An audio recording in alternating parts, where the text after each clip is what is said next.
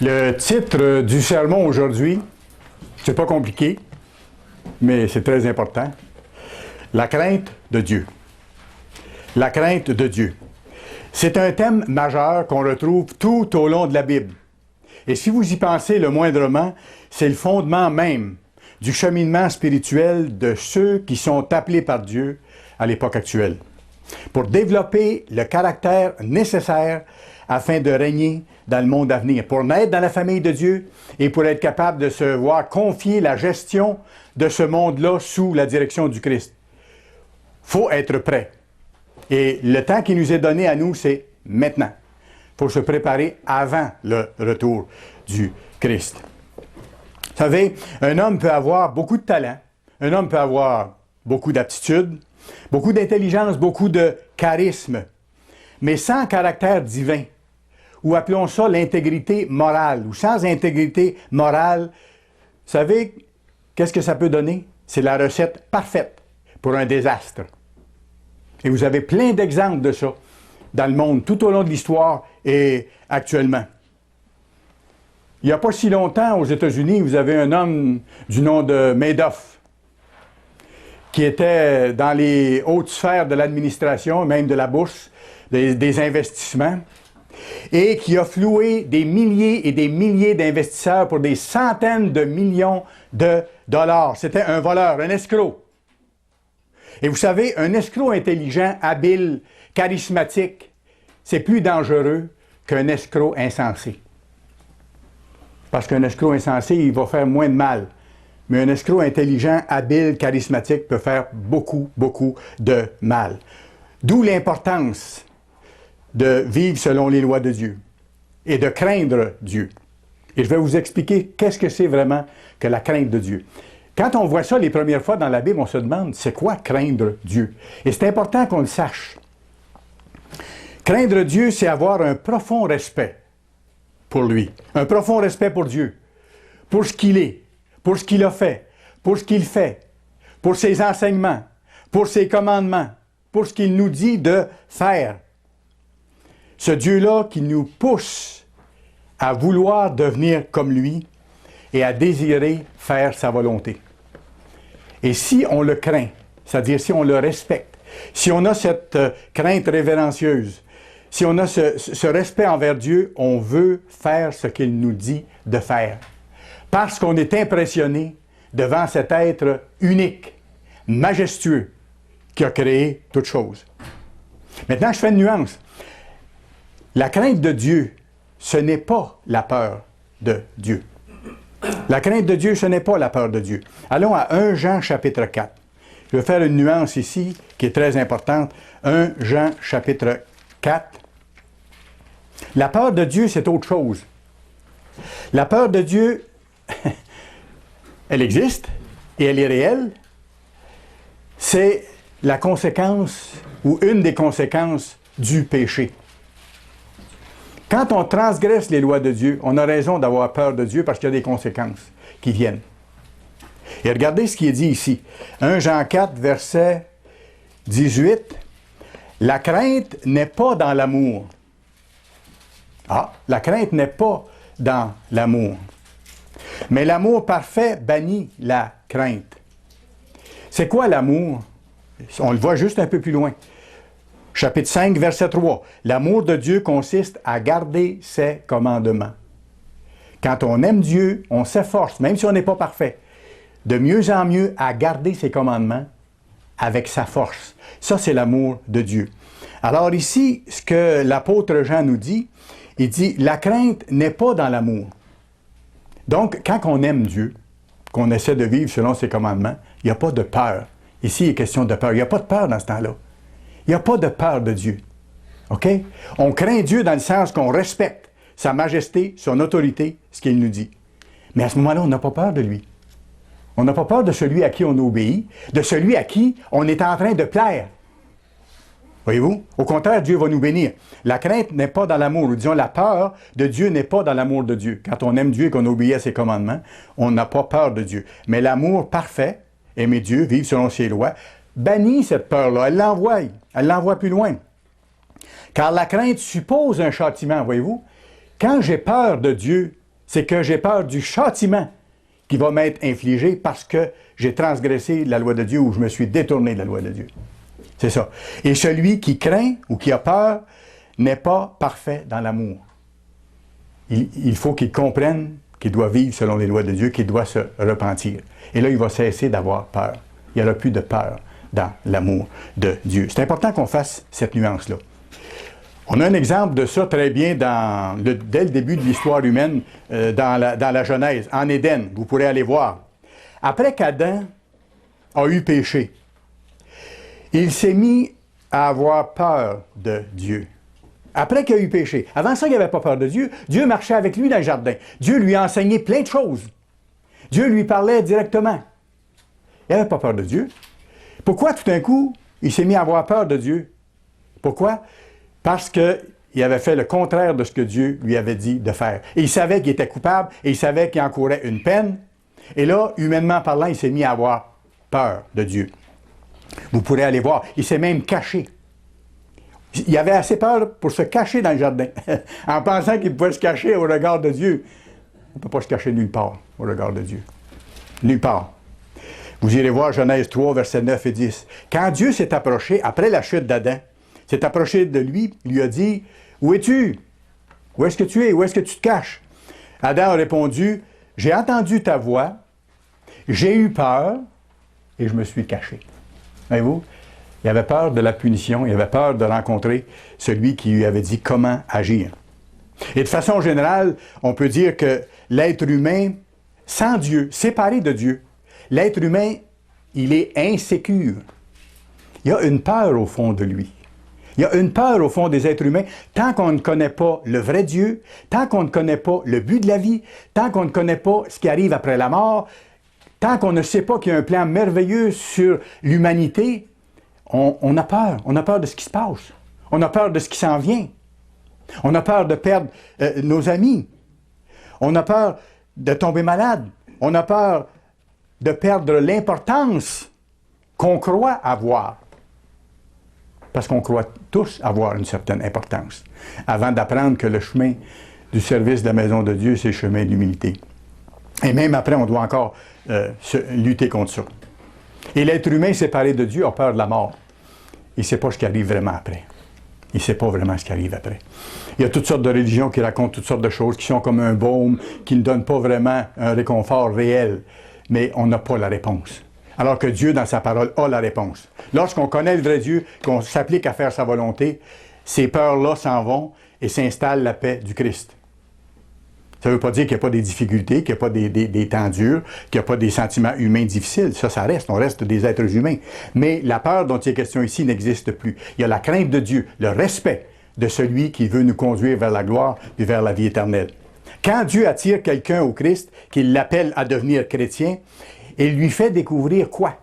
Il lui fait découvrir un peu sa grandeur, sa majesté, sa puissance. Et là, on réalise que c'est lui qui a tout créé. Et plus on marche avec lui, plus on lui parle, plus on se confie à lui, plus on le voit intervenir et répondre à nos prières, plus il devient réel et plus on voit sa majesté. Et on est touché, on est encouragé, rempli d'enthousiasme, d'admiration, d'adoration, d'affection, de désir de lui plaire, de faire sa volonté. C'est ça, la crainte de l'Éternel. C'est absolument pas négatif. Au contraire, c'est la joie de servir le gouverneur de l'univers. C'est ça la vraie crainte de Dieu. Quand Salomon est devenu roi sur Israël, Dieu lui a fait une promesse extraordinaire. Allez dans 2 Chroniques chapitre 1. 2 Chroniques chapitre 1, s'il vous plaît. Vous savez la promesse que Dieu lui a faite, mais je veux qu'on voit cette promesse-là sous l'angle de ce que je vous explique aujourd'hui, la crainte de l'Éternel. Quand Salomon est devenu roi, Dieu lui a fait une promesse extraordinaire. Et lui a offert ce qu'il voulait. Et la réponse de Salomon nous montre qu'il avait déjà en lui la crainte de Dieu, le désir de lui plaire, de faire sa volonté, qu'il avait déjà en lui le respect de la majesté de Dieu. Autrement dit, la sorte de réponse que Salomon a donnée, ça montrait que Salomon était impressionné par Dieu. Retenez cette expression-là, je vais revenir là-dessus.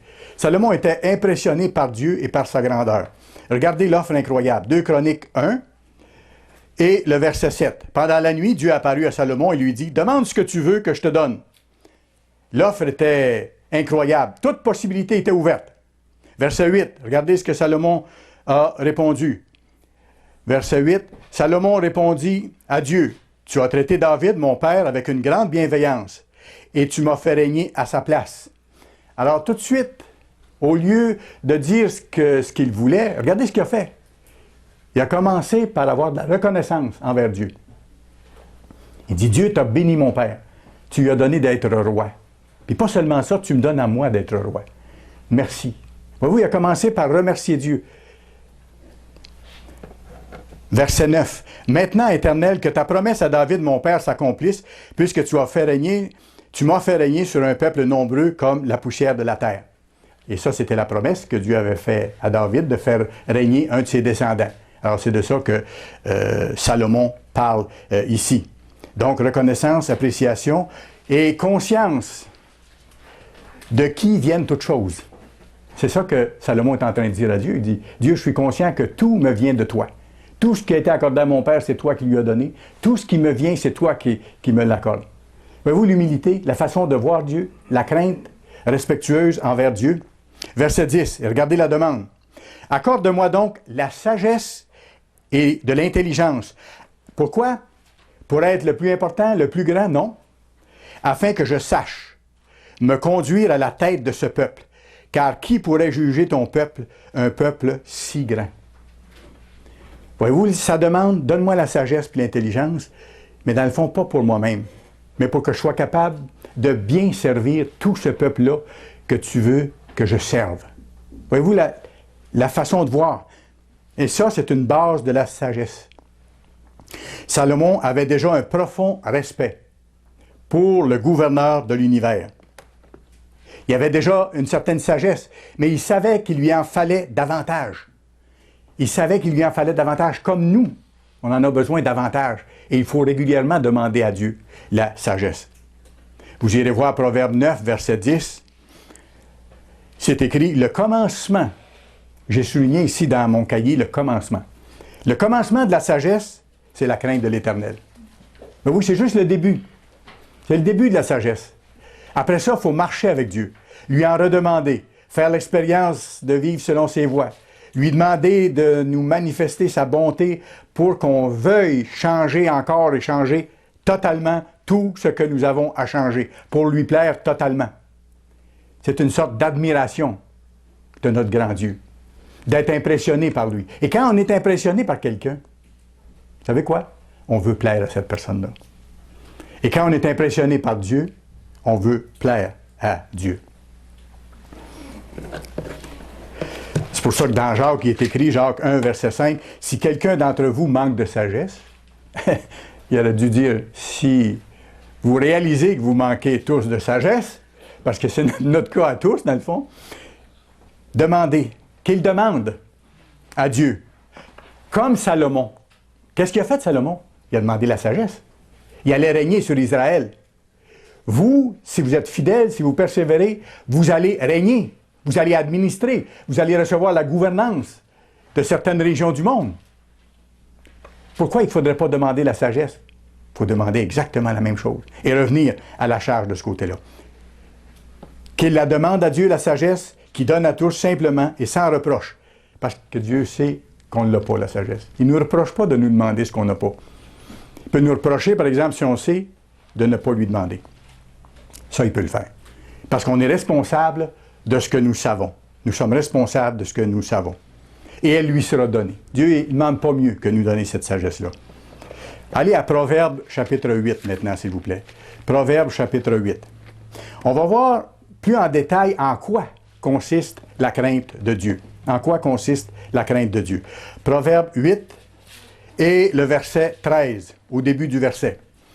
La crainte de l'Éternel, c'est, donc la définition, la crainte de l'Éternel, c'est la haine du mal. Et le mal, c'est tout ce qui est contraire aux lois de Dieu, à ses directives, à ses voies.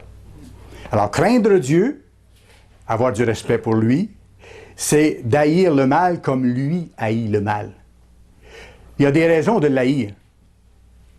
Avez-vous pensé le prix qu'il a payé pour le mal que nous avons fait, tous les êtres humains?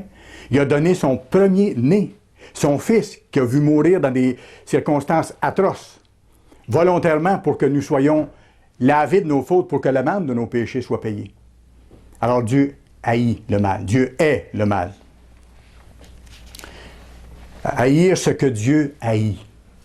Quand on a un respect profond pour Dieu, on développe la haine pour ce que Dieu haït, le mal. Parce que l'approbation de Dieu, elle devient de plus en plus importante à nos yeux. On veut être approuvé par celui qu'on admire, par celui qui nous impressionne. Maintenant, je vais plus loin. La crainte de Dieu, ça commence à un endroit précis dans le cœur, ou par une attitude précise dans le cœur, par l'humilité. La crainte de Dieu, la vraie crainte de Dieu ne peut pas exister s'il n'y a pas l'humilité. Et on doit absolument continuer dans cette attitude d'humilité jusqu'au royaume. Sinon, nous pouvons tout perdre. Même après avoir bien fait pendant un certain nombre d'années. Si on s'affaiblit, si on se détourne, si on abandonne, on peut tout perdre. Proverbe 15, juste un peu plus loin. Proverbe chapitre 15 et le verset 33. La crainte de l'Éternel enseigne la sagesse, et l'humilité précède la gloire. Et regardez l'humilité que Salomon a eue de demander ce qu'il n'avait pas, la sagesse, dans le but de plaire à Dieu, de bien servir son peuple dans le poste que Dieu lui confiait. Ce n'était pas des choses pour lui-même. L'humilité précède la gloire. Et Dieu veut vous donner à chacun d'entre vous, et à moi aussi, si nous persévérons dans cette humilité-là, dans la crainte de Dieu, Dieu veut nous donner la gloire éternelle. Proverbe 22, verset 4, juste un peu plus loin. Le fruit de l'humilité. Et là, il fait une autre égalité ici. Le fruit de l'humilité, de la crainte de l'Éternel. Autrement dit, l'humilité, c'est la crainte de l'Éternel. Ça devient ça. C'est le point de départ et c'est la crainte de l'Éternel. Le fruit de l'humilité, de la crainte de l'Éternel, c'est quoi? La richesse, la gloire et la vie. Voyez-vous ce qu'il y a au bout de la route? La richesse, la gloire, la vie. Pas nécessairement des grandes richesses maintenant. Dans certains cas, Dieu va nous bénir de ce côté-là. Dans d'autres cas, c'est autrement, mais Dieu va nous donner ce que nous avons besoin pour apprendre ce que nous avons à apprendre, pour nous préparer aux grandes richesses et à la gloire éternelle que Dieu a en réserve pour nous. La crainte de Dieu, c'est donc de nous appliquer à nous détourner du mal sous toutes ses formes. Chaque jour. Chaque jour. Donc, ça veut dire de vivre, au fond, dans l'esprit de la fête des pains sans levain, qui consiste à sortir le levain de nos maisons ou à sortir le péché de nos vies. Proverbe 14. On revient juste un peu à l'arrière, Proverbe 14, et nous allons lire le verset 16. Proverbe 14, verset 16. Regardez bien. Le sage, celui qui a demandé à Dieu la sagesse de Dieu, pour remplacer sa soi-disant sagesse humaine. Alors, il a demandé la sagesse de Dieu. Regardez ce que le sage fait. Le sage a de la retenue et se détourne du mal. Mais l'insensé est arrogant et plein de sécurité. Il a une apparente sécurité. Il est arrogant. Il a raison. Tout ce qu'il fait est bien et bon. Il a raison de dominer sur les autres, de s'accaparer des choses, de faire son chemin au détriment de qui que ce soit. Il a raison. Il veut créer sa propre sécurité, alors que la sécurité, elle est en Dieu. Le sage a de la retenue et se détourne du mal. Vous savez, nos choix, nos décisions, nos façons de vivre, elles sont déterminées par le fait que nous marchons ou non dans le respect de Dieu, dans la crainte de Dieu, en étant impressionnés ou non par le grand Dieu de l'univers. Et ça détermine nos choix, ça détermine nos réactions, ça détermine nos actions. Et on va voir des exemples. Si on a cette crainte-là, c'est normal que nos actions, puis nos pensées, puis nos réactions soient de plus en plus modelées là-dessus. Parce que ce qui est le plus important dans notre vie, c'est plaire à Dieu. Et la personne, l'être suprême, d'une suprême importance pour nous, c'est lui. À part lui, il n'y a pas d'autre Dieu. Ni ma vie, ni mes biens, ni ma santé, ni quoi que ce soit. Comme le Christ a dit. Si quelqu'un n'aime pas Dieu par-dessus toute chose, avant toute chose, il n'est pas digne d'être mon disciple. C'est l'attitude que nous devons développer. Voyons un exemple de ça. Daniel, chapitre 4. Le roi Nebuchadnezzar. Daniel, chapitre 4. Le roi Nebuchadnezzar nous donne un bon exemple de ça. D'avoir une certaine retenue. À un moment donné, ce monarque-là puissant, colérique, dangereux, cruel, pour un bout de temps, s'est adouci. Mais ça ne l'a pas duré. Ça ne l'a pas duré. Mais pour un bout de temps, il s'est adouci. Je ne sais pas si vous avez déjà remarqué ça. Pour un temps, comme dit le proverbe ici, il y a eu de la retenue. Il y a eu une certaine sagesse. Parce que le prophète de Dieu il avait dit, fais attention, mon Nebuchadnezzar, parce qu'il va t'arriver quelque chose. Ton rêve te dit qu'il va t'arriver des choses à toi. Et là, ça l'a refroidi un peu les ardeurs nucléaires de Nebuchadnezzar. Parce que vous savez, en plus du songe concernant la grande statue là, qui décrit les différents royaumes de l'histoire humaine, Nebuchadnezzar a eu un autre songe où il avait vu un grand arbre énorme. Et à cet arbre-là, un sort spécial avait été réservé, il avait été coupé, il était arrivé des choses particulières. Et Nebuchadnezzar voulait connaître l'explication du songe. Alors il a demandé à Daniel, il savait que Daniel pouvait expliquer les songes de la part de Dieu. Daniel 4 et le verset 19. Alors Daniel, nommé Belchatsar, fut un moment stupéfait et ses pensées le troublaient. Quand il a eu le récit du rêve et qu'il a compris ce que le rêve voulait dire, il était un peu mal à l'aise face à Nebuchadnezzar de lui dire ce qui allait lui arriver. Mais je pense que Daniel appréciait peut-être Nebuchadnezzar jusqu'à un certain point aussi. Le roi reprit et dit, Belchatsar, que le songe et l'explication ne te troublent pas. Et Belchatsar répondit, mon Seigneur, que le songe soit pour tes ennemis et son explication pour tes adversaires. Autrement dit, Daniel lui dit, j'aimerais mieux, Nebuchadnezzar, que ce que je vais te dire, ça s'applique à d'autres qu'à toi. Il prépare le terrain en même temps. Belchatsar est diplomate. Verset 20. Allons plus loin, vous pourrez lire tout le contexte. L'arbre que tu as vu, qui était devenu grand et fort, dont la cime s'élevait jusqu'aux cieux et qu'on voyait de tous les points de la terre, cet arbre dont le feuillage était beau et les fruits abondants, qui portait de la nourriture pour tous, sous lequel s'abritaient les bêtes des champs et parmi les branches duquel les oiseaux du ciel faisaient leur demeure, c'est toi, ô roi, qui est devenu grand et fort, dont la grandeur s'est accrue et s'est élevée jusqu'aux cieux, et dont la domination s'étend jusqu'aux extrémités de la terre. Le roi a vu l'un de ceux qui veillent et qui sont saints descendre des cieux et dire « Abattez l'arbre et détruisez-le, mais laissez en terre le tronc où se trouvent les racines, et liez-le avec des chaînes de fer et d'airain parmi l'herbe des champs, qu'il soit trempé de la rosée du ciel et que son partage soit avec les bêtes des champs, jusqu'à ce que 7 ans soient passés sur lui. » C'est-à-dire 7 années, 7 temps bibliques.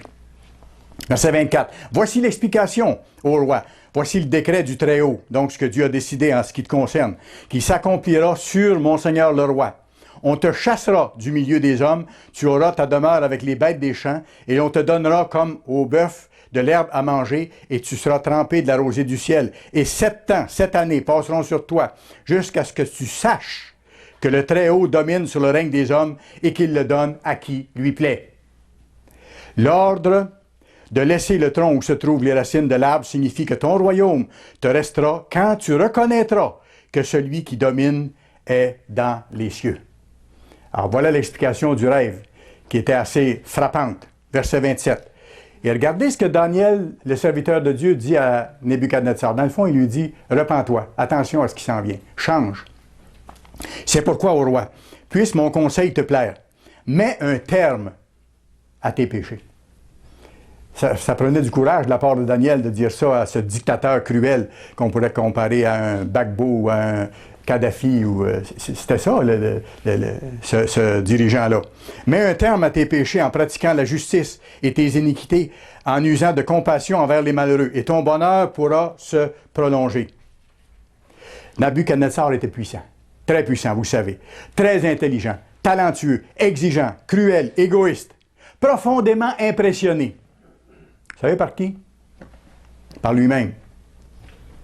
Profondément impressionné par lui-même. Hein? Voici Babylone que j'ai bâtie par la force de mon bras. C'est facile de voir quand quelqu'un est impressionné par lui-même. Il y a des démonstrations, des manifestations. Dans le fond, Daniel lui dit de se repentir et il lui dit ce qui va lui arriver. Et il lui dit, écoute, même si tu as un poste que tu crois important et qui est effectivement important, c'est le Dieu suprême qui donne à chacun les postes et c'est lui qui est en autorité. Et comme je vous disais tantôt, le roi a sans doute été un petit peu plus gentil, un petit peu plus réservé pendant un certain temps. Pendant un certain temps. Puis, l'impact, parce que son rêve avait eu un impact sur lui, puis l'explication de Daniel avait eu un impact sur lui, mais l'impact de son rêve s'était atténué tranquillement, s'est estompé, ça s'est en allé. J'appelle ça l'usure du temps. C'est dangereux pour nous autres, l'usure du temps, comme pour n'importe qui. Lorsqu'on croit à quelque chose, lorsqu'on a une responsabilité, de la faire, de l'exécuter jour après jour, puis de tenir fermement contre l'usure du temps. Et là, il y avait la nature humaine, et il y a la bonne vieille phrase, chasser le naturel, et il revient au galop. Alors, c'est ce qui s'est passé. Pas longtemps après, 12 mois plus tard, l'avertissement de Dieu avait été complètement oublié. Regardez le verset 28. Verset 28. Toutes ces choses se sont accomplies sur le roi de Nabuchodonosor. Au bout de 12 mois, comme il se promenait dans le palais royal à Babylone, le roi prit la parole et dit, « N'est-ce pas ici Babylone, la grande, que j'ai bâtie comme résidence royale par la puissance de ma force et pour la gloire de ma magnificence. » Il y a gros des jeux, moi ici, là. De ma magnificence. Comme je suis grand. Comme je suis grand. Et même si on est tout petit, des fois, on a tendance à dire « comme je suis grand » ou à penser « comme je suis grand ». Comme un enfant, hein? Je suis grand maintenant parce que je peux, je ne sais pas, attacher mes souliers. On trouve ça drôle de l'entendre dire ça. Et on sait qu'il n'est pas grand. Mais lui, dans sa tête, il est grand. Mais nous, en tant qu'être humain, parfois, on se pense grand aux yeux de Dieu parce qu'on réussit à faire quelques petites choses. Et on s'en attribue le mérite. Et regardez versets 31 et 32, la parole était encore dans la bouche du roi. Il n'avait pas fini de parler qu'une voix descendit du ciel. « Apprends, roi Nebuchadnezzar, qu'on va t'enlever le royaume. On te chassera du milieu des hommes, tu auras ta demeure avec les bêtes des champs, on te donnera comme au bœuf de l'herbe à manger, et 7 années passeront sur toi, jusqu'à ce que tu saches que le Très-Haut domine sur le règne des hommes et qu'il le donne à qui lui plaît. » OK? Il y a un rappel du message de Daniel. Regardez au verset 37. Vous pourrez lire tout le chapitre chez vous. Verset 37. Après qu'il a eu vécu cette expérience-là et que les sens lui ont été redonnés, là, il a reconnu que Dieu est suprême. Verset 37. Maintenant, moi, Nebuchadnezzar, je loue, j'exalte et je glorifie le roi des cieux, dont toutes les œuvres sont vraies, dont toutes les voies sont justes et qui peut abaisser ceux qui marchent avec orgueil. Là, il avait reconnu qu'il avait marché avec orgueil et qu'il n'était rien. Il avait été tellement rien qu'il avait été réduit à manger de l'herbe comme les animaux à 4 pattes dans le champ pendant 7 années. Lui, ce grand monarque qui se pensait tellement puissant. Par quoi les gens sont-ils impressionnés généralement? Puis là, je mets mon nom dans la liste pour lui mettre le vôtre. Par nous-mêmes. C'est facile. C'est la nature humaine. Les gens sont impressionnés par eux-mêmes. Comme l'apôtre Paul avait été dans le passé impressionné par lui-même. On le voit dans le genre de choses qu'il écrit. Philippiens 3. Allez à Philippiens 3, ça vaut la peine. Philippiens chapitre 3. Dieu appelle des gens qui ont tous été impressionnés par eux-mêmes. Et plus on connaît Dieu, moins on est impressionné par nous-mêmes, et plus on est impressionné par Dieu. Et moins on veut se plaire à nous-mêmes, et plus on veut plaire à notre Créateur. L'apôtre Paul, c'était son cas. Avant ça, c'était un homme très important. Hein? Et il dit, j'ai été important. C'est-à-dire, je me pensais important. C'est ça qu'il dit vraiment ici. Philippiens 3, voyons à partir du verset 4. Il dit, moi aussi, cependant, j'aurais sujet de me confier en la chair. parce qu'il s'adressait à des gens qui se vantaient de ce qu'ils pouvaient réaliser. Il dit, moi aussi, je pourrais me vanter si je voulais. Si quelqu'un croit pouvoir se confier en la chair, je le puis davantage. Moi, circoncis le 8e jour, de la race d'Israël, de la tribu de Benjamin, hébreu, né d'hébreu, quant à la loi, pharisien quant aux zèles, et pharisiens, c'était des gens qui avaient des postes élevés dans la théologie de l'époque, c'était les dirigeants religieux de l'époque, des gens qu'on regardait comme étant des sommités, des gens qui connaissaient beaucoup de choses. Pharisiens, quant aux zèles, persécuteurs de l'Église, irréprochables à l'égard de la justice et de la loi. C'est-à-dire irréprochables dans ce qu'ils pensaient être la justice et dans ce qu'ils pensaient être la loi, mais qui est un vêtement souillé, comme Dieu dit. Ce qu'on pense, nous, être bon, c'est pas ça. Alors, regardez maintenant ce que Paul dit par après. Et ces choses-là qu'il a pensé être importantes, voici comment il les voit maintenant, après avoir été appelé, après avoir vu la grandeur de Dieu, et après avoir développé l'humilité. Mais ces choses qui étaient pour moi des gains, je les voyais comme quelque chose de beau, de grand, quelque chose de plus, des atouts, des choses importantes. Je les voyais comme des gains avant, mais là, je les ai regardés comme une perte à cause du Christ. Et même, je regarde toutes choses comme une perte à cause de l'intelligence, de la connaissance de Jésus-Christ, mon Seigneur, pour lequel j'ai renoncé à tout. Je les regarde aujourd'hui comme de la boue. C'est pas peu de choses, là. Il dit, le fait d'avoir été un pharisien, le fait d'avoir été un chef religieux, le fait d'avoir occupé les postes que j'ai occupés, d'avoir toute la connaissance, d'avoir été enseigné par Gamaliel, et ainsi de suite, toutes ces choses-là, je les regarde comme de la boue. Maintenant, je connais le Christ. Et je connais la vraie voie, je connais la crainte de l'Éternel. La révérence qui est due au vrai Dieu. On commence tous par être impressionnés par nous-mêmes. Puis on a tendance à reprendre ça de temps à autre. Il faut se méfier de nous-mêmes. Il faut se méfier de nous-mêmes. Les chefs, les dirigeants de notre société actuelle sont pas différents de ce qu'on était avant et de ce qu'on est encore malheureusement parfois. Ils sont impressionnés par eux-mêmes. C'est facile à voir. Par leur réalisation, par leur pouvoir, par leur prestige, par leurs habiletés. Et regardez comment, à la télévision, dans les bulletins télévisés, comment ils s'accordent le crédit de tout ce qui arrive de bien. Regardez les chefs des partis politiques et même les ministres et tout ça. Tout ce qu'ils font, c'est bon. Avez-vous remarqué, il n'y a jamais un ministre d'un gouvernement humain ou un premier ministre qui est arrivé puis devant la télévision ou en conférence de presse et qui a dit « Je m'excuse beaucoup. Sur tel point, on s'est trompé complètement. » Il n'y a pas personne qui me l'avait dit, mais on vient de réaliser qu'on s'est trompé et on va changer ça pour le bien de tout le monde. Absolument pas. S'ils se trompent, s'ils font une erreur majeure, qu'ils perdent des millions dans une mauvaise aventure ou tout ça, ils trouvent toujours des raisons pour que ça ait été finalement une bonne chose. Vous ne les réalisez pas complètement, mais ça a été pour le mieux de la société, pour les gens qu'on représente, par lesquels et pour lesquels nous avons été élus. Est-ce que c'est pas ça qu'on entend? Ils ne sont pas prêts à reconnaître leurs limitations et leurs fautes et leurs erreurs. Ils sont impressionnés par eux-mêmes, par ce qu'ils font. Tout comme Nabuchodonosor, je vais plus loin, tout comme Nabuchodonosor, la bête qui s'en vient, le chef militaire en Europe, et le faux prophète, le chef religieux qu'on voit dans Apocalypse 13, vont être grandement, et je dis grandement, grandement impressionnés par eux-mêmes, par leurs exploits. Et ils vont en faire des exploits, juste avant d'être détruits. Proverbe 18. Proverbe 18. Proverbe 18 et le verset 12. Avant la ruine, le cœur de l'homme s'élève.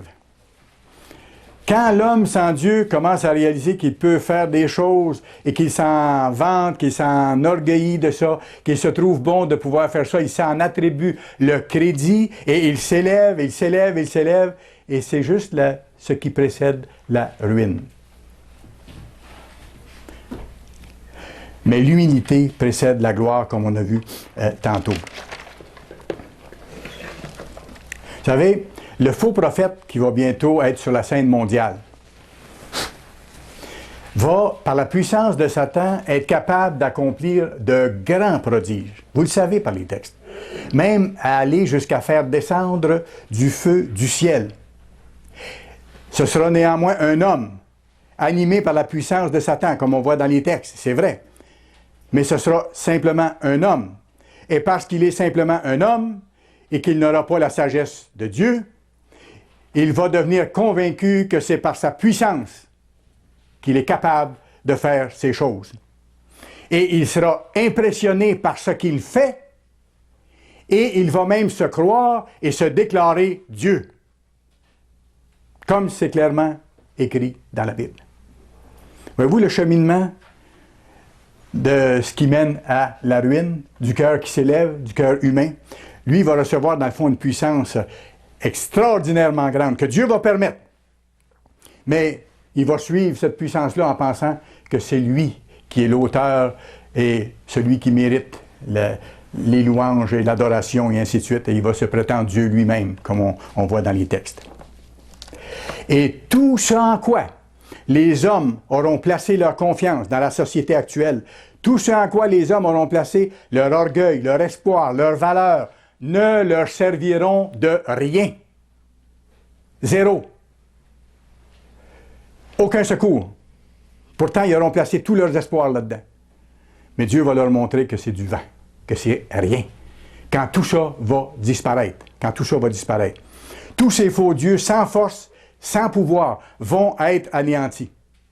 Les prophéties nous montrent que les chars de guerre vont être détruits complètement, que les armées vont être anéanties. Ce dans quoi les nations du monde mettent leur orgueil maintenant, mettent leur investissement, prennent l'argent des pauvres gens, puis bâtissent des canons, bâtissent des chasseurs, bâtissent des armes de plus en plus sophistiquées et destructrices, en espérant que ça va leur apporter un pouvoir et une capacité de régner sur le monde.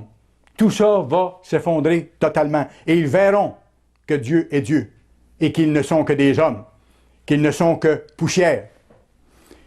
Et c'est pour ça aussi qu'on va les voir, comme la Bible dit, jeter leur argent et leur or dans les rues. On a vu dernièrement un dictateur, celui de la Tunisie, je pense, Ben Ali.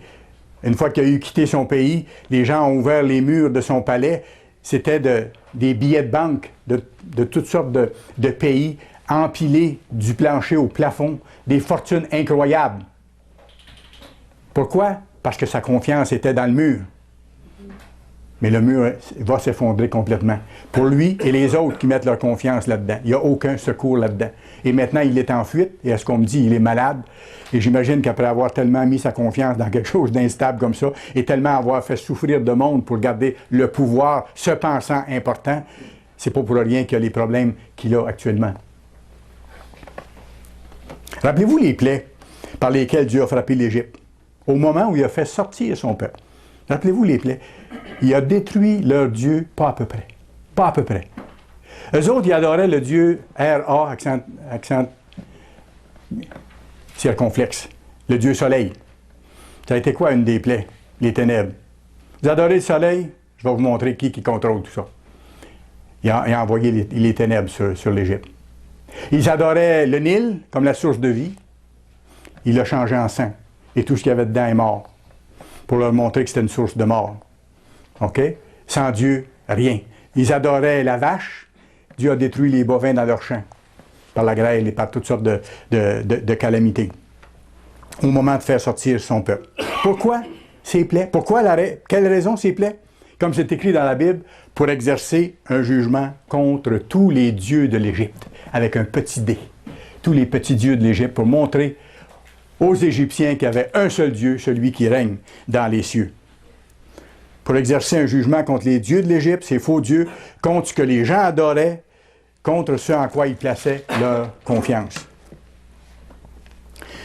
Bientôt, Dieu va puissamment montrer au monde que tout ce en quoi ils placent leur orgueil, leur confiance, leur espérance, leur valeur, n'est que du vent, sans aucune valeur réelle.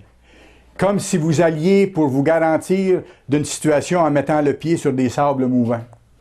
Vous rentrez tout simplement à l'intérieur. Mais avant la ruine, le cœur de l'homme s'élève. Et les êtres humains vont former une grande armée pour attaquer le Christ à son retour. L'humilité précède la gloire.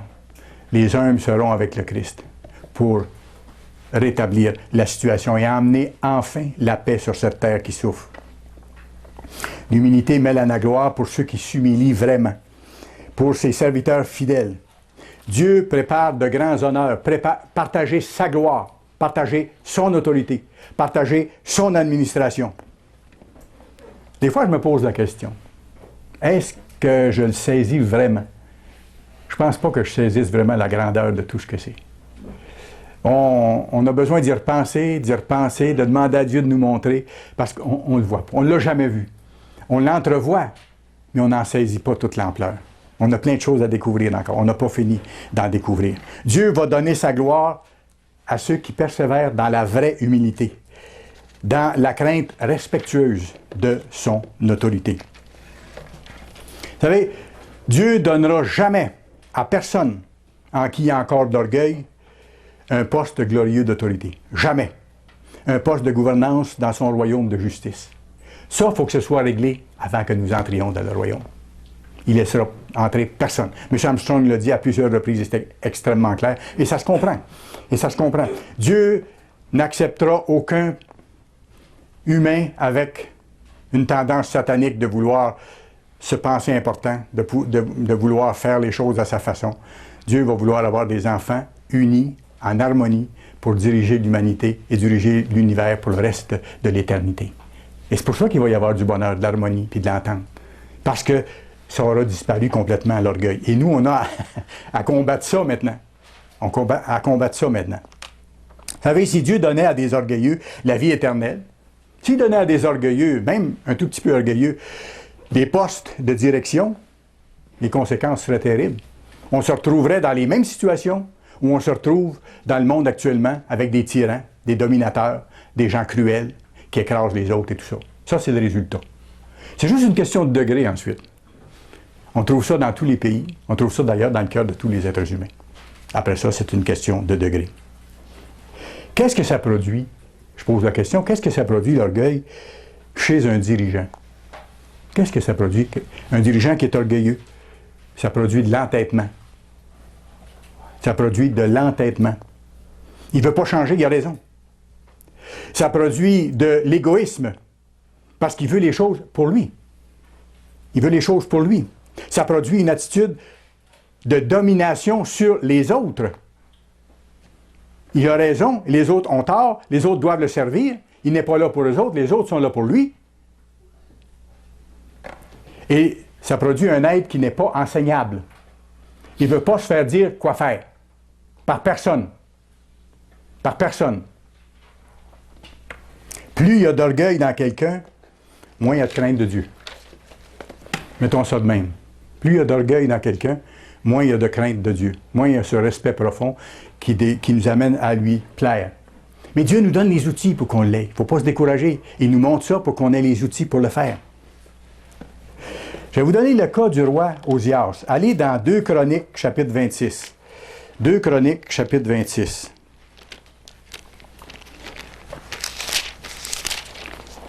Deux Chroniques, chapitre 26.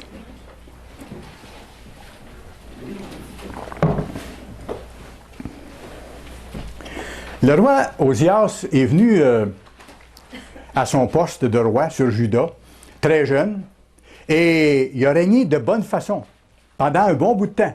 Il a plu à Dieu. Puis après ça, il a laissé l'orgueil entrer en lui. Au lieu d'être impressionné par Dieu puis de vouloir lui plaire, il a commencé à être impressionné par les réalisations que Dieu lui donnait de faire. Et il a commencé à vouloir se plaire en se permettant des choses qui n'étaient pas à lui.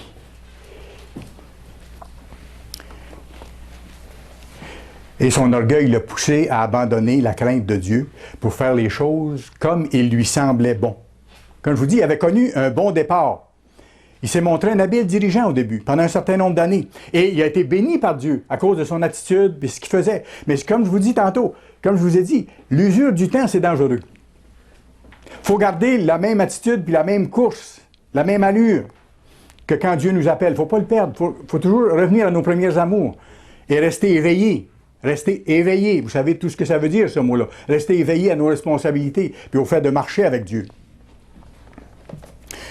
2 Chroniques 26, verset 1. Tout le peuple de Juda prit Osias, âgé de 16 ans, et l'établit roi à la place de son père, Amathia. Verset 4. Il fit ce qui est droit aux yeux de l'Éternel, entièrement, comme avait fait Amathia son père. Verset 5. Il s'appliqua à rechercher Dieu. Ah, c'est bien, hein? Il s'appliqua à rechercher Dieu. Pendant la vie de Zacharie, qui avait l'intelligence des visions de Dieu. C'était son prophète. Et dans le temps où il rechercha l'Éternel Dieu, Dieu le fit prospérer. Remarquez bien. Dans le temps où il s'est appliqué à chercher Dieu, Dieu l'a fait prospérer. Et notez bien, là, dans le temps où il rechercha Dieu, où il voyait Dieu comme plus important que lui, où il était davantage impressionné par Dieu que par lui, où il voulait faire tout ce que Dieu voulait qu'il fasse. Alors, ce qui est arrivé, c'est qu'il a bâti beaucoup de choses. Regardez au verset 7. Dieu l'aida contre les Philistins, contre les Arabes qui habitaient à Gur-Baal et contre les Maonites. Les Ammonites faisaient des présents à Osias et sa renommée s'étendit jusqu'aux frontières de l'Égypte, car il devint très puissant. Osias bâtit des tours à Jérusalem, sur la porte de l'angle, sur la porte de la vallée et sur l'angle, et il les fortifia. Il bâtit des tours dans le désert, il creusa beaucoup de citernes, parce qu'il avait de nombreux troupeaux dans les vallées et dans la plaine, et des laboureurs et des vignerons dans les montagnes et au Carmel, car il aimait l'agriculture. Alors on voit par le contexte ici qu'il craignait Dieu, il voulait faire sa volonté, Dieu le bénissait, il a bâti beaucoup de choses, il a rapporté des grandes victoires militaires, vous pourrez lire tout le chapitre, il a relevé l'économie du pays et il a construit une agriculture florissante parce qu'il le faisait pour l'Éternel et il obéissait à Dieu. Et plus il obéissait à Dieu, plus Dieu le bénissait. Mais, l'usure du temps, la négligence de ne pas faire attention, de ne pas être sur ses gardes, regardez le verset 16, mais lorsqu'il fut puissant, son cœur s'éleva pour le perdre. Lorsqu'il fut puissant, son cœur s'éleva pour le perdre. Il pécha contre l'Éternel, son Dieu. Il entra dans le temple de l'Éternel pour brûler des parfums sur l'autel des parfums. Il était roi, il n'était pas sacrificateur. Ce n'était pas son rôle. OK, mais là, parce qu'il était devenu puissant et que ce qu'il touchait réussissait, il disait, je suis correct aux yeux de Dieu. Je suis bon. Ah, voyez-vous, l'orgueil est revenu. Je fais quelque chose d'extraordinaire. Je suis à considérer comme étant important. Donc, je peux me permettre de décider de faire des choses que moi, je juge pouvoir faire, alors que c'était contraire à la loi de Dieu. Regardez ce qui est arrivé. Il est entré dans le temple, il a offert des parfums pour offrir des parfums. Regardez le verset 17 et 18. Le sacrificateur Azaria entra après lui, avec 80 sacrificateurs de l'Éternel, hommes courageux, qui s'opposèrent au roi Osias et lui dirent, « Tu n'as pas le droit, Osias, d'offrir des parfums à l'Éternel. Ce droit appartient aux sacrificateurs, fils d'Aaron, qui ont été consacrés, désignés par Dieu pour les offrir. Sors du sanctuaire, car tu commets un péché. Et tout cela ne tournera pas à ton honneur devant l'Éternel Dieu. » Alors, on pourrait s'attendre ici que devant cette mise en garde claire de la part d'un ministre de Dieu, de la part d'un prophète à ce moment-là, que le roi se repente et dise « Je me suis trompé, je vais demander pardon à Dieu et je vais changer, ce n'est pas ma place, je sais, la loi est claire là-dessus, son prophète me le dit. » Regardez la réaction et l'attitude qu'il a eue. Verset 19. La colère. Quelqu'un d'orgueilleux et colérique. Il n'accepte pas de se faire dire quoi faire. Il n'accepte pas de reconnaître ses torts ou ses faiblesses. La colère s'empara d'Osias, qui tenait un encensoir à la main. Et comme il s'irritait contre les sacrificateurs, la lèpre éclata sur son front, en présence des sacrificateurs dans la maison de l'Éternel, près de l'autel des parfums. Le souverain sacrificateur Azaria et tous les sacrificateurs portèrent les regards sur lui. Et voici, il avait la lèpre au front. Ils le mirent précipitamment dehors, et lui-même se hâta de sortir, parce que l'Éternel l'avait frappé. Le roi Osias fut lépreux jusqu'au jour de sa mort, et il fut exclu de la maison de l'Éternel, et son fils régna à sa place. C'est clair, c'est puissant. Dieu n'entend pas à rire avec ces choses-là. Absolument pas. Le point de départ de cette fin tragique pour ce roi qui avait pourtant si bien commencé, lorsqu'il fut puissant, son cœur s'éleva, son cœur s'est élevé. Vous savez, on dit, bon, c'est de l'histoire ancienne. Oui, c'est de l'histoire ancienne. Mais c'est une histoire très actuelle, parce que ça s'applique à moi, ça s'applique à vous. Il faut faire extrêmement attention. Il y a des grandes leçons pour nous, que Dieu a appelées et qu'il bénit, à qui Dieu donne de remporter des victoires, d'avoir des succès, de croire dans la grâce, dans la connaissance, d'être encouragé de cette façon-là. Dieu nous dit, même là-dedans, attention de ne pas nous laisser être impressionnés par nous-mêmes, par ce que nous accomplissons. Je devrais dire par ce qu'il nous est donné d'accomplir. Pas se laisser impressionner par ce que nous accomplissions, plutôt que de rester humblement impressionnés par Dieu qui nous donne toutes choses et qui nous donne les victoires sur toutes choses, qui nous donne les succès que nous pouvons avoir. Tout nous vient de lui. C'est clair dans sa parole. Il faut que ça soit clair dans notre cœur pour qu'on agisse en conséquence. Vous savez, il y a eu plusieurs exemples malheureux de ça dans l'Église, de gens qui se sont laissés impressionner par eux-mêmes, avec le temps, avec l'usure du temps.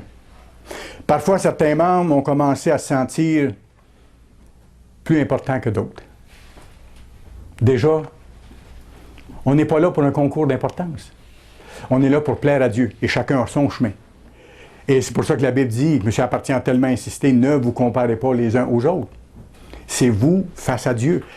À quel point est-ce que vous essayez d'imiter le Christ? Est-ce que vous développez la stature de Christ? C'est ça la question.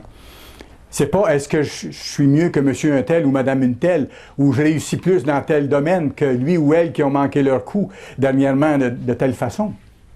Attention à ça. Parce que ça, c'est de laisser entrer l'orgueil.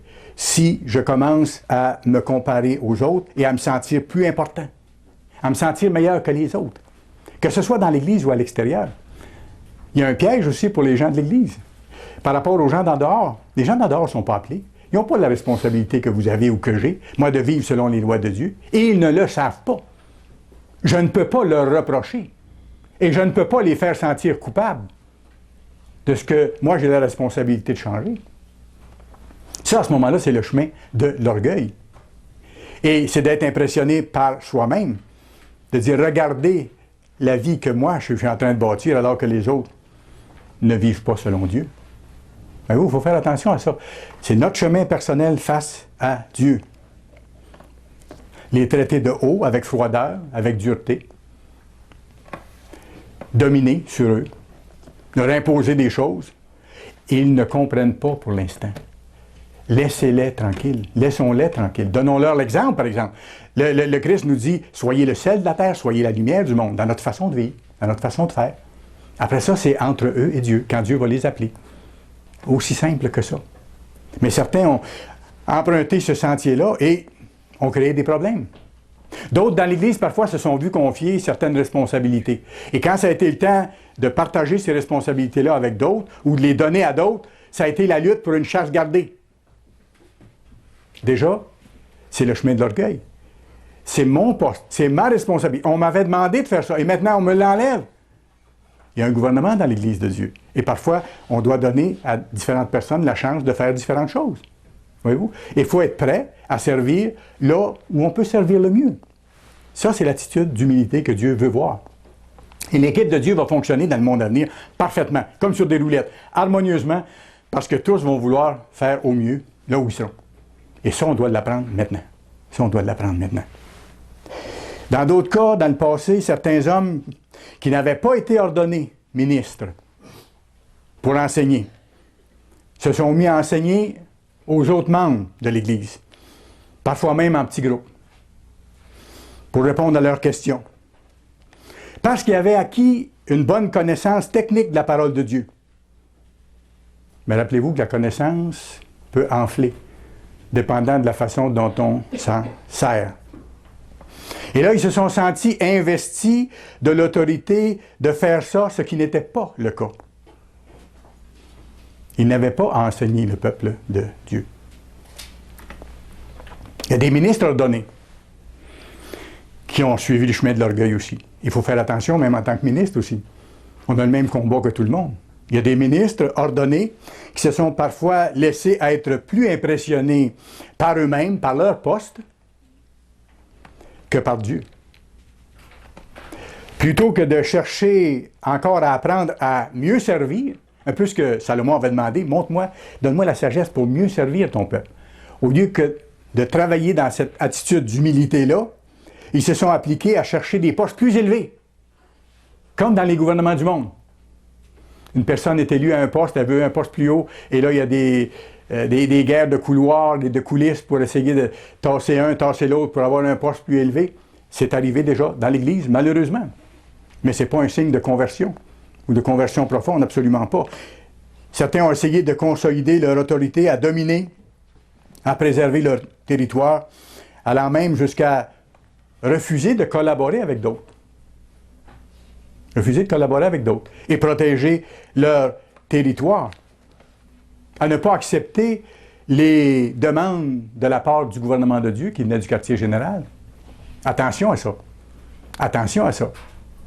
C'est un chemin qui ressemble au chemin suivi par le roi Osias, qui à un moment donné, après avoir réussi un certain nombre de choses, après avoir pendant un certain temps eu les bénédictions de Dieu, qui s'est pensé justifié à ses propres yeux de prendre une fonction ou de vouloir avoir une fonction qui n'était pas la sienne. C'est Dieu qui désigne qui fait quoi. Dieu a un gouvernement précis. Et Dieu est en train de nous l'apprendre. On est là pour apprendre. Et c'est ce qu'on est en train de faire, et c'est formidable. Et c'est pour ça qu'il doit y avoir de plus en plus d'unité dans l'Église. Et s'il y a des conflits entre certains individus, même dans le ministère parfois, ces conflits-là doivent se régler. Doivent se régler. Sinon, il y aura un prix à payer.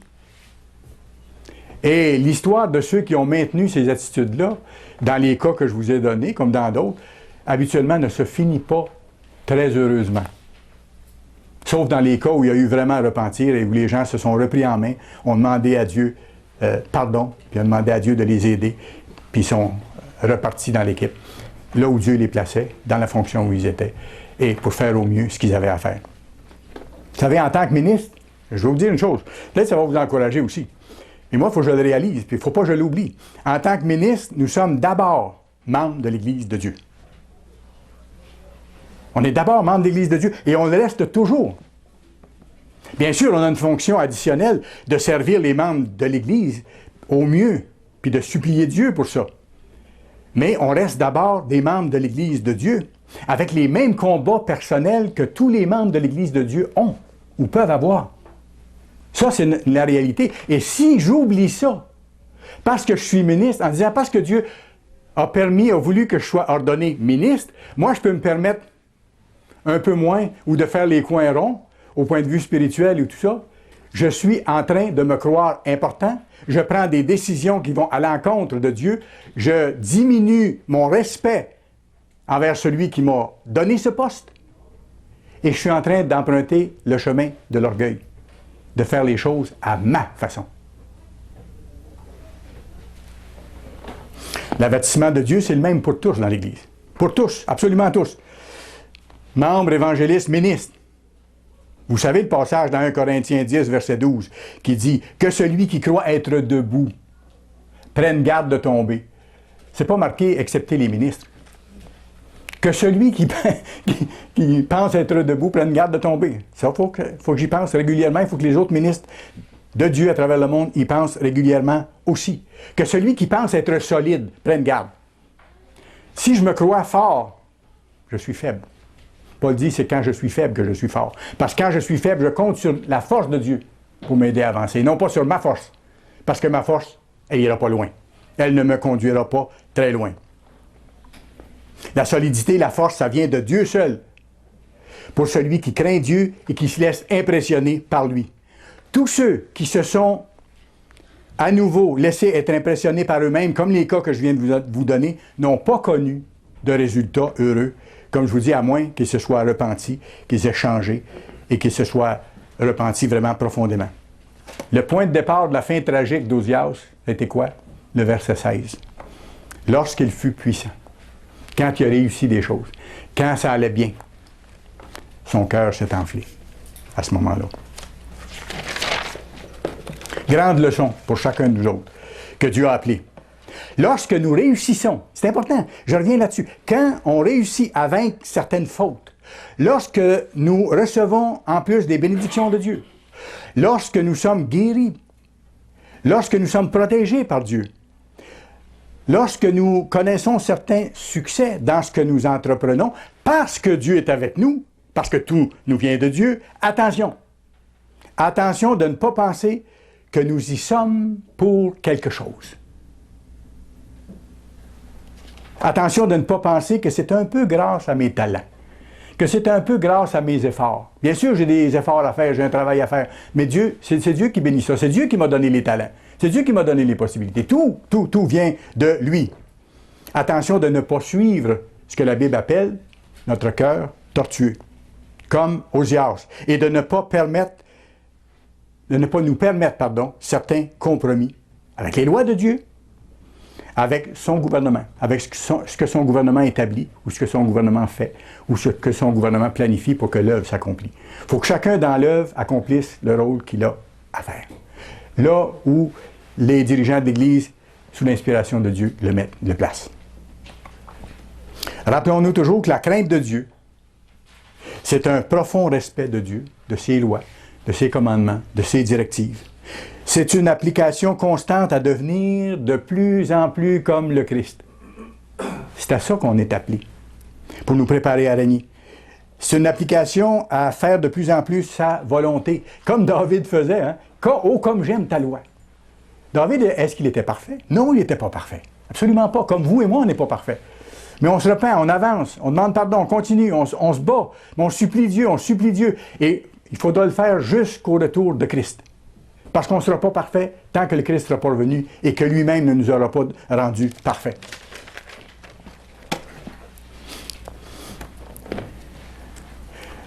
Vous pourrez aller voir Psaume 111 et le verset 10, c'est écrit « La crainte de l'Éternel est le commencement de la sagesse ». On l'a vu tantôt.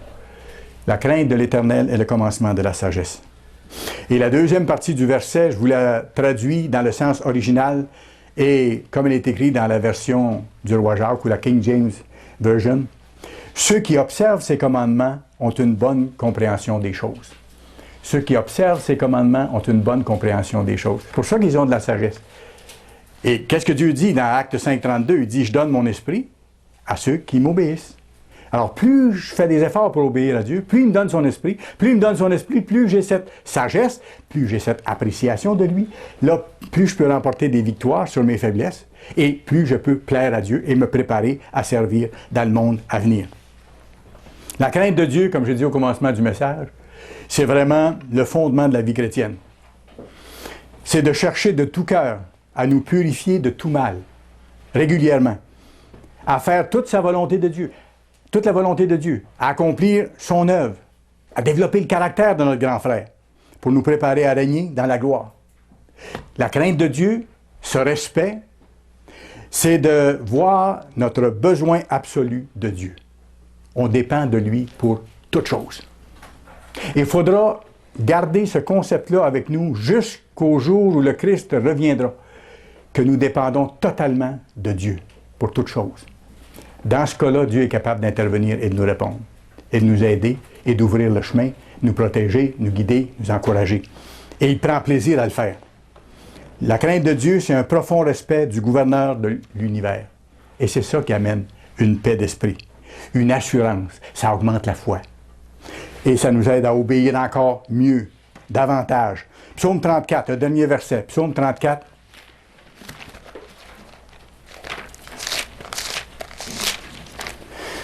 Psaume chapitre 34, et nous allons lire le verset 10 et 11. On revient encore avec ce thème-là, c'est le sujet du sermon. Comme je vous ai dit, on le retrouve tout au long de la Bible. Craignez l'Éternel, vous, ses saints, vous qui avez été sanctifiés, qui avez été sortis du monde pour vivre autrement maintenant, pour vivre selon ses voies. Vous qui lui appartenez, craignez l'Éternel, car rien ne manque à ceux qui le craignent.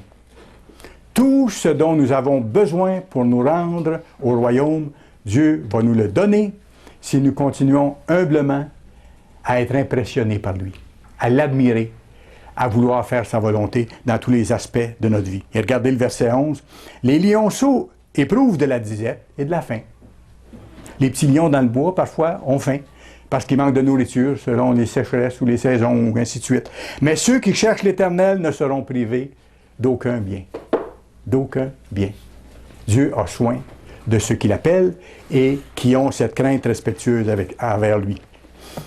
Nous avons un choix d'importance capitale. Être impressionné par nous-mêmes et chercher à nous plaire, à satisfaire tout ce que l'on veut. Être impressionné par les autres, puis chercher à être accepté, à être comme eux autres, à ne pas être différent.